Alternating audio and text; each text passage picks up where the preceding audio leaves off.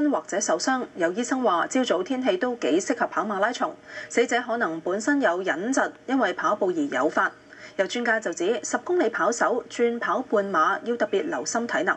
蕭樂文報導。朝早氣温都係16度左右，濕度維持80%幾，能見度亦唔錯，但仍然唔少選手話辛苦。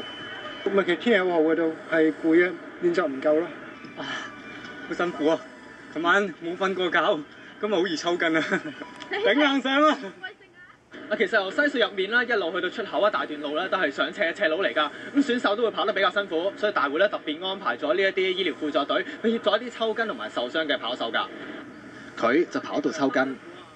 唉，辛苦啊，扯晒筋啊！喺嗰啲同事游得嘛？唔得啊，抽都係冇計啊！同你傾下偈，而家舒服啲啊！抽筋啊！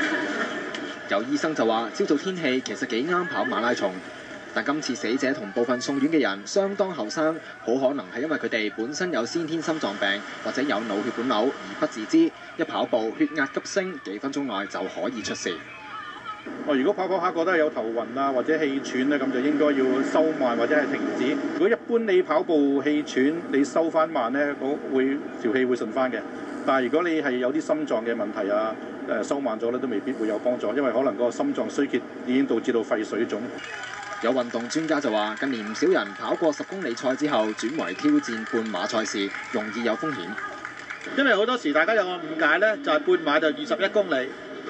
佢嘅體能要求嘅負荷咧，並不是咧就係跑2個10K 咁簡單。我跑10K 咯，我得㗎啦，我 hea 住跑半馬啦。咁呢類嘅朋友咧，嗰個風險咧，相對地咧就會比較大。佢話轉跑半馬，起碼要訓練半年。有線電視記者蕭立文報道。